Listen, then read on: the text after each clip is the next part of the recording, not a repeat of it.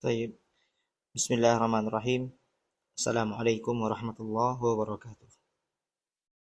Alhamdulillahirabbil alamin. Wassalatu wassalamu ala nabiyyinal karim wa ala alihi wa sahbihi wa man tabi'ahum bi ihsanin ila yaumiddin, amma ba'd.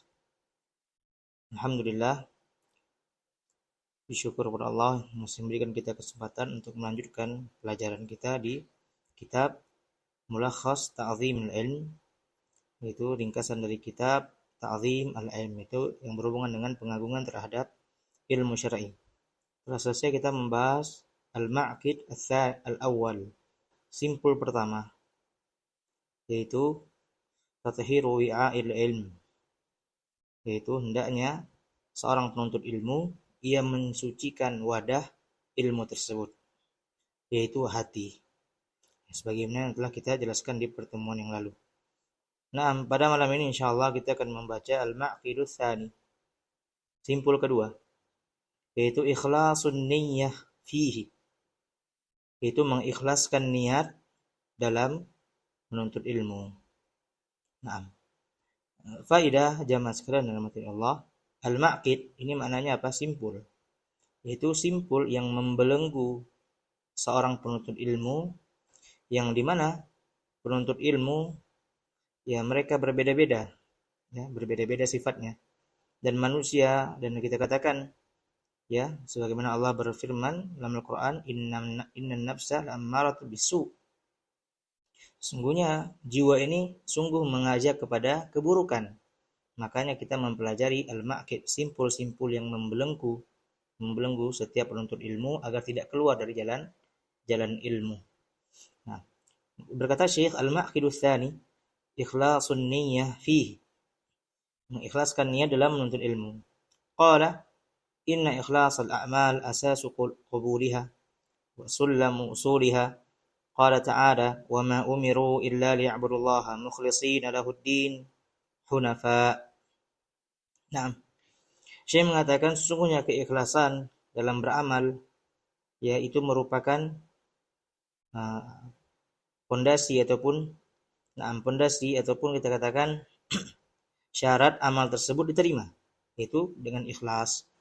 Nah, itu syarat pertama. Yang kedua apa?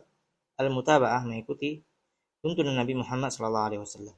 Syekh mengatakan di sini wasullam musuliha, dan ikhlas merupakan tangga jenjang pijakan seorang untuk mendapatkan pahala dari Allah Subhanahu wa taala. Qala ta'ala wa ma umiru illa liya'budullaha mukhlishina lahuddin. Tidaklah ya umiru, kami diperintahkan, mereka itu diperintahkan, illa liya'budullaha mukhlishina lahuddin, dalam mereka itu diperintahkan kecuali untuk menyembah Allah Subhanahu wa taala, ikhlas untuk Allah Subhanahu wa taala. Hunafa, dan mereka merupakan orang-orang yang hanif. Ya, hanif itu maknanya al-mail. Atau apa katakan condong kepada tauhid dan meninggalkan kesyirikan. Nah, itu dalil tentang keikhlasan, bahwasanya ikhlas merupakan syarat diterimanya amal. Kemudian Syekh mengatakan wa fi sahihaini an Umar radhiyallahu anhu anna Rasulullah sallallahu alaihi wasallam qala al-a'malu binniyah wa likulli imri'in ma nawa. Di sahihain, sahih al-Imam Al-Bukhari dan Imam Muslim, ya, dari sahabat yang mulia Umar radhiyallahu anhu, Rasulullah sallallahu alaihi wasallam bersabda, al-a'malu binniyah, sungguhnya amal-amal itu tergantung dari niatnya, dan setiap hamba mendapatkan apa yang ia niatkan. Nah, di hadits yang lain, di konteks yang lain dikatakan innamal a'malu binniyat, dengan penambahan innamal a'malu binniyah, namun maknanya sama. Adapun innamal a'malu itu ada nah, ini beberapa riwayat saja, namun maknanya ya sungguhnya amal tersebut tidak akan diterima oleh Allah Subhanahu wa taala apabila tidak ada niat, ya, niat ikhlas karena Allah Subhanahu wa taala. Qala wa ma sabaqa man sabaqa wa la wasala man wasala min as-salafis salihin illa bil ikhlasi lillahi rabbil alamin. Nah, Syekh mengatakan maka tidak ada yang orang-orang yang sukses, orang-orang yang mulia di awal ya di zaman para sahabat Nabi, tabi'in, tabi'in, para ulama salaf, ya itu mereka wala wasala man wasal min as-salafi salihin illa bil ikhlas rabbil alamin. Tidaklah sampai kepada tujuan mereka, yaitu kepada ilmu dan amal saleh yang sebagaimana yang dikerjakan oleh para ulama salaf, tidaklah mereka mendapatkannya kecuali dengan keikhlasan. Jadi dengan keikhlasan. Insyaallah saya akan menjelaskan nanti beberapa athar dari para ulama menjelaskan bagaimana keadaan para ulama itu dalam menuntut ilmu, Dan kita bandingkan bagaimana dengan keadaan kita pada zaman sekarang. Nah, qala Abu Bakrin Al-Marudi. Nah, Abu Bakrin Al-Marudi ini sahabatnya Imam Ahmad, muridnya Imam Ahmad, murid dekatnya Imam Ahmad. Yang ketika Imam Ahmad itu meninggal, beliau ya rahimahullah merintahkan Imam Abu Bakr Al-Marudi untuk memandikan Imam Ahmad. Jadi ini orang yang dekat dengan Imam Ahmad. Dia berkata, sami'tu rajulan yaqulu li Abi Abdullah, yakni Ahmad bin Hanbal, wa dzakara lahu sidqa wal ikhlas. Faqala Abu Abdullah, bihadza irtafa'al qaum. Abu Bakar Al-Marudi berkata, saya mendengar seorang laki-laki berkata kepada Imam Ahmad. Wa dzakara lahu as-sidqa wal ikhlas. Dan ia menjelaskan tentang kejujuran dan keikhlasan. Nah, apa kata Imam Ahmad? Bihadar tafa'al qaum. Ya, mereka membahas tentang keikhlasan. Lalu Imam Ahmad mengatakan bihada irtafa'al qaum. Dengan niatlah, ya, dengan keikhlasan, ya, suatu kaum itu tersebut akan sukses, akan sukses. Naam.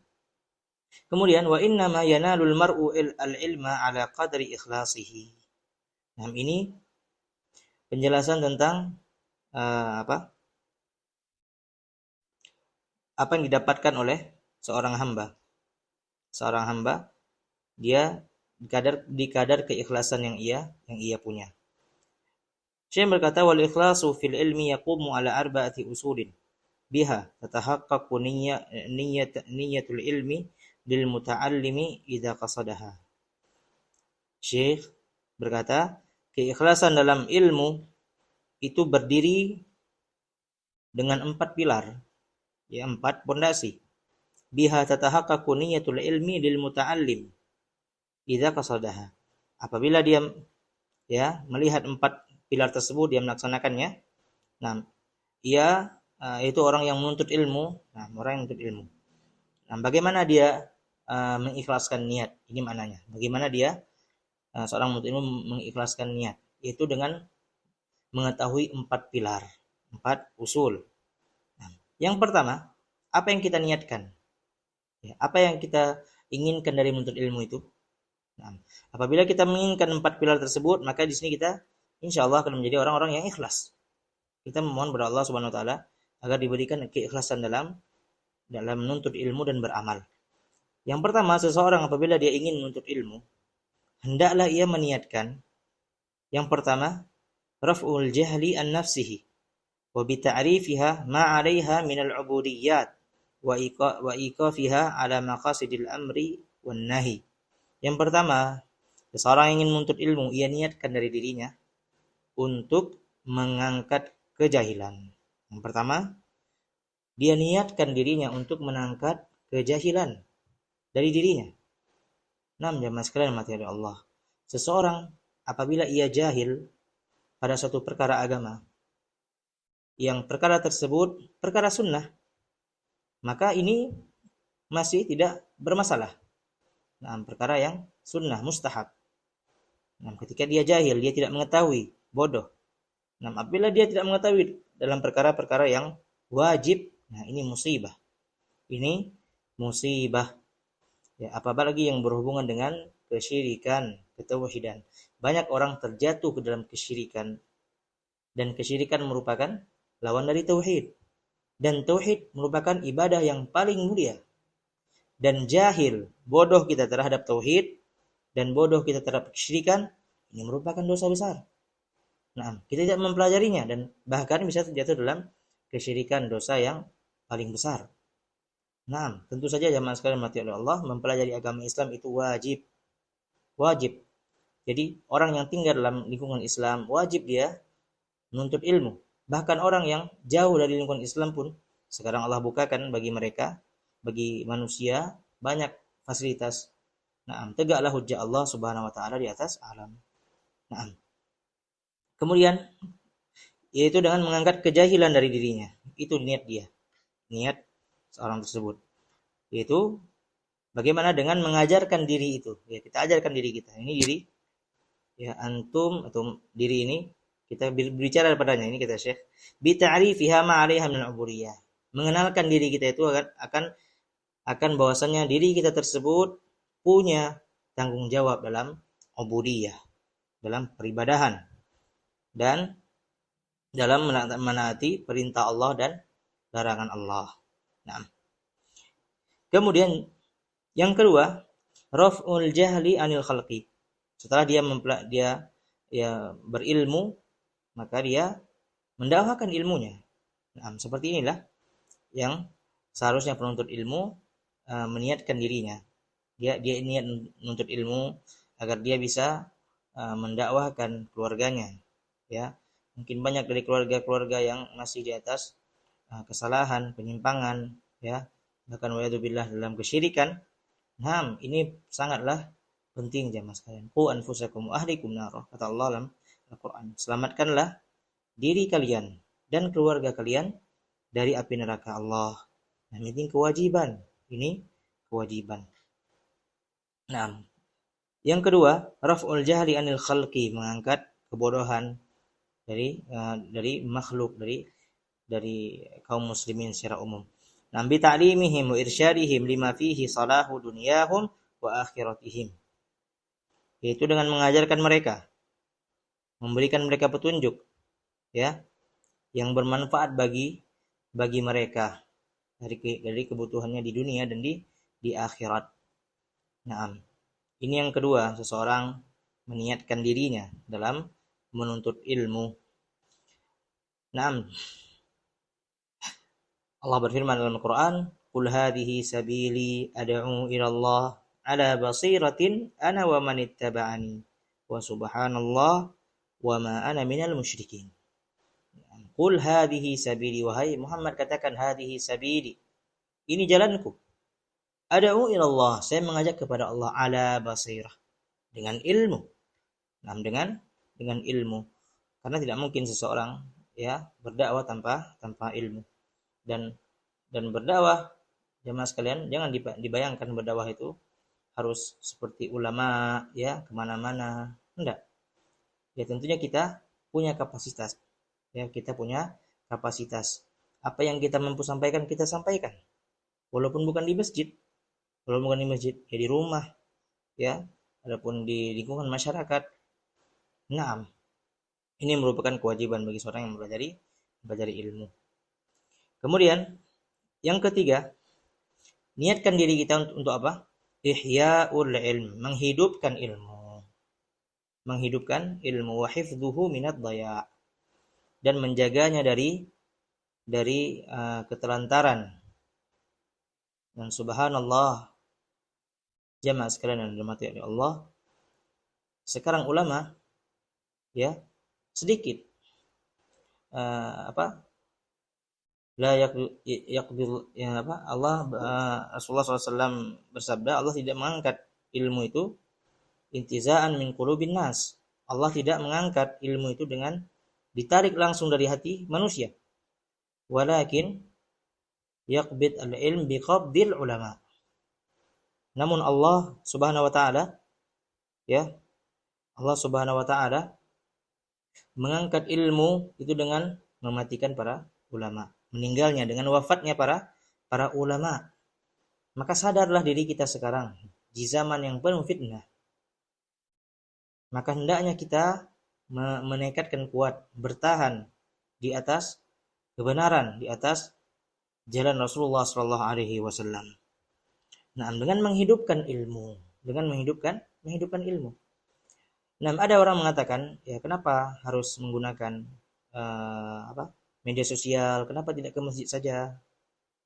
Nah, subhanallah, ini terkadang orang-orang jahil yang tidak memahami bagaimana fikih. Nah, tidak ada ulama yang berbicara seperti ini. Naam, kalau dia katakan mutlak tidak boleh sama sekali, ataupun kita katakan ya sudah tidak di masjid, kita online saja. Nah, ini benar. Tidak boleh seperti itu, salah. Ya tentunya kita ada kajian di masjid dan ada kajian di luar masjid dan kita manfaatkan fasilitas-fasilitas yang ada. Nah, terkadang jamaah sekalian mati Allah untuk belajar ya di zaman sekarang dengan penuhnya fitnah dan rendahnya akal manusia. Nah, orang yang beriman, orang yang ingin kebaikan, ia memanfaatkan segala cara untuk menuntut ilmu. Nah, kita dapati banyak website resmi para ulama itu di internet, di YouTube. Nah, mereka para ulama. Nah, apalagi kita di Indonesia ya yang tidak bisa berbahasa Arab, makanya ikuti kajian-kajian ustadz yang berbahasa Indonesia. Nah, ini nikmat yang mulia, yaitu gunanya apa? Untuk menjaga ilmu, untuk menjaga ilmu dari ketelantaran. Nah, jangan sampai sehari itu tidak ada sama sekali kita mendengarkan ilmu.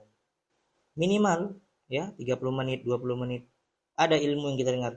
Maknanya bukan dengar-dengar saja. Ya terkadang orang ya, subhanallah, yang sekarang cuma lewat poster saja, nah sudah menuntut ilmu. Ya ini bukan. Nah, baik melihat poster, menuntut ilmu. Nah, namun menuntut ilmu itu apa? Ada faidah yang kita dapatkan setiap harinya. Ada faidah yang kita dapatkan setiap harinya dan menjadikan kita lebih bertakwa kepada Allah Subhanahu wa taala. Kemudian berkata walaqad kana salafu. Nah, kita lihat waktu sebentar 17 menit. Nah, insyaallah kita selesaikan nih. Qala walaqad kana salafu rahimahumullah yakhafuna fawatal ikhlas fi talabihimul ilm fayatawarra'una an iddi'aihi la annahum lam yuhaqqiquhu fi qulubihim. Nah, dulu para ulama salaf ya mereka takut tentang perkara niat ini dalam mereka menuntut ilmu. Khawatir bahwasanya mereka ikhlas atau belum. Mereka khawatir. Itu para ulama. Ya, al-ulama. Itu maknanya apa? Innama yakhshallah min ibadihil ulama. Yang paling takut kepada Allah itu para ulama. Nah, subhanallah kita zaman sekarang dengan PD-nya mengatakan kita sudah bisa atau sudah paham tauhid, sudah paham sunnah, sudah paham ini dan itu. Subhanallah, para ulama khawatir apa yang mereka ajarkan dan mereka belajar itu, mereka khawatir dengan keikhlasan mereka. Fayatawarra'una an iddi'aihi, dan mereka wara apa? Maknanya ya mereka tidak berhati-hati dalam mengakuinya. Maknanya mereka tidak ingin mengakui bahwa saya ikhlas. Alhamdulillah saya ikhlas. Enggak. Para ulama khawatir terhadap hatinya, terhadap keikhlasannya. La annahum lam yuhaqqiquhu fi qulubihim. Nah, tapi bukan berarti para ulama tidak berusaha untuk ikhlas. Kita tahu para ulama zaman sekalian. Orang-orang yang paling ikhlas itu para nabi dan rasul, para sahabat, tabi'in, para ulama. Kita tahu itu. Nah, bukan berarti mereka tidak menerapkan keikhlasan, namun dikarenakan mereka takut kepada Allah Subhanahu wa taala, khawatir amalnya tidak diterima. Nah, begini sifat para ulama. Kalau kita khawatir amal kita tidak terima, maka tentu kita berhati-hati. Kita berhati-hati dari namanya riya, berhati-hati dari pujian dari orang lain dan lain-lain. Nah, begitulah para ulama dalam permasalahan niat, dalam beramal, dalam belajar dan beramal saleh. Su'ila al-Imam Ahmad, hal talabta al-ilma lillah? Faqala lillahi aziz, walakinnahu syai'un hubbiba ilayya fatalabtuhu. Subhanallah. Ini Imam Ahmad yang ditanya. Ditanya kepada Imam Ahmad, wahai Imam, apakah engkau menuntut ilmu karena Allah? Lillah. Apa kata Imam Ahmad? Lillahi aziz. Lillahi aziz. Kata Imam Ahmad, ini perkataan kamu tadi ini yang lillahi aziz, lillah itu karena Allah, ya. Imam mengatakan perkataan tersebut aziz, besar. Naam, berat. Lillah itu apa? Untuk Allah, menuntut ilmu karena Allah itu berat, kata Imam Ahmad. Walakinnahu syai'un hubbiba ilayya fatarabtuhu. Namun ilmu itu, kata Imam Ahmad, adalah sesuatu yang saya dibuat cinta kepadanya. Ya, saya dibuat cinta kepadanya, itu kata Imam Ahmad. Dan saya menuntut ilmu. Subhanallah. Ya, ditanya apakah menuntut ilmu karena Allah? Apa kata Imam Ahmad? Lillahi aziz. Menuntut ilmu karena Allah, ikhlas itu sulit, kata Imam Ahmad. Bukan berarti Imam Ahmad tidak ikhlas. Nah, itu kata Imam Ahmad, lakinnahu syai'un hubbiba ilayya fatarabtuhu. Ini bentuk waraknya Imam Ahmad, tawadhu dari Imam Ahmad dan para ulama lainnya. Walakinnahu syai'un hubbiba ilayya fatarabtuhu. Nah, kemudian wayan bagi liqasidis salamati an yatafaqqad hadzal asl wa huwa al-ikhlasu fi umurihi kulliha daqiqiha wa jaliliha sirriha wa alaniha. Maka sudah semestinya orang-orang yang menginginkan keselamatan, ya, di dunia dan akhirat, mereka memeriksa ini yang berhubungan dengan niat ini. Dia periksa wa huwa al-ikhlas, keikhlasan, tentang keikhlasan fi umurihi kulliha, di setiap perkara yang ia lakukan. Dilihat dia sudah ikhlas belum ini. Dia introspeksi diri. Naam, daqiqiha wa jaliliha. Naam. Maknanya apa? Kecilnya, besarnya. Dilihat. Ini saya sudah ikhlas belum? Mungkin terkadang saya belum ikhlas.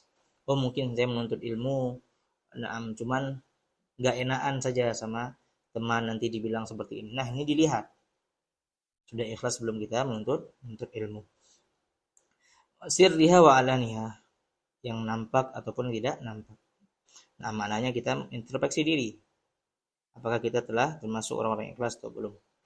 Nah, banyak berdoa kepada Allah Subhanahu wa taala agar diberikan keikhlasan dalam beramal, dalam menuntut ilmu dan beramal. Qala Sufyan Ats-Tsauri, ya, Sufyan Ats-Tsauri Amirul Mukminin fil hadits, ya, imam ahli hadits. Ma'aladtu syai'an ashadda 'alayya min niyyati li'annaha tataqallabu 'alayya. Kata Imam Sufyan Ats-Tsauri rahimahullah, kata Imam Sudi, ma'alatu syai'an asyad 'alayya min niyyati. Tidaklah saya menyembuhkan sesuatu pada diri saya yang lebih berat daripada saya menyembuhkan niat. Maknanya saya memperbaiki niat.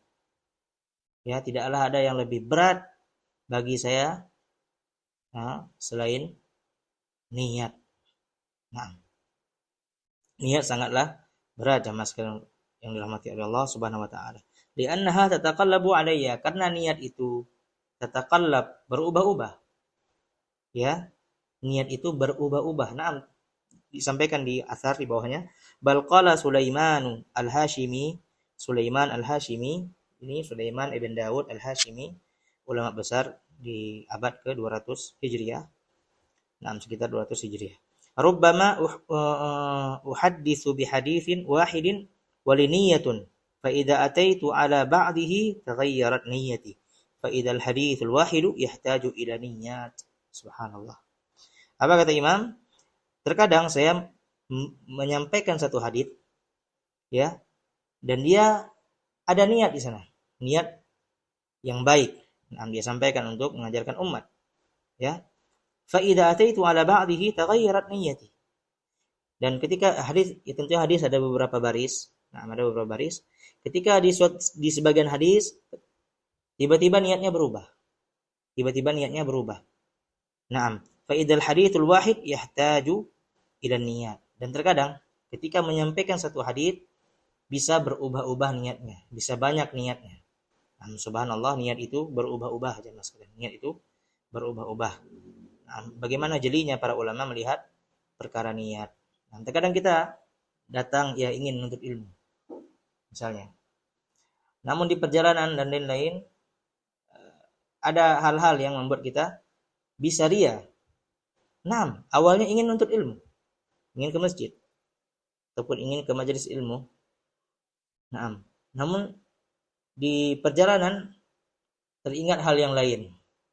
Nah, yang membuat rusak niatnya. Ini bisa terjadi. Ini bisa terjadi. Nah, tentunya niat itu sangatlah penting jamaah sekalian mati Allah. Niat sangatlah penting untuk dijaga. Niat itu dijaga. Apa maknanya? Niat itu terus diupdate. Nah, diperbaharui niat itu. Nah, kadang kalau kita melihat kenapa kita tidak berkembang dalam masalah ilmu, mungkin karena niat kita. Dan dan orang-orang yang futuh dalam menuntut ilmu, cek dulu niatnya untuk apa dia menuntut ilmu. Nah, subhanallah, faedah sebelum kami menutupnya jamaah sekalian, banyak orang hijrah mengenal agama Islam, mengenal sunnah Nabi Muhammad SAW. Namun ketika itu setelah itu dia berhenti.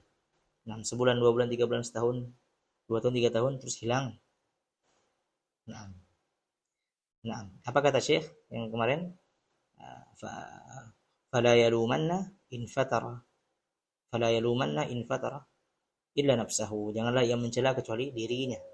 Nah, terkadang niat jamaah sekalian itu yang membuat dia berpaling dari ilmu.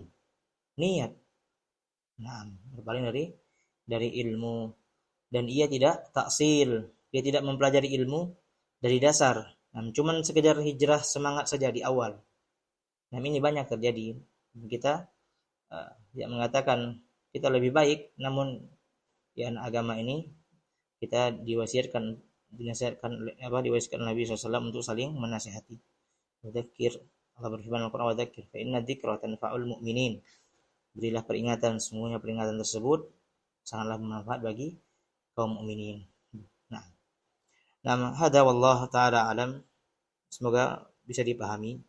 Insyaallah taala, subhanakallahumma wa bihamdika asyhadu an la ilaha illa anta astaghfiruka wa atubu ilaik. Assalamualaikum warahmatullahi wabarakatuh.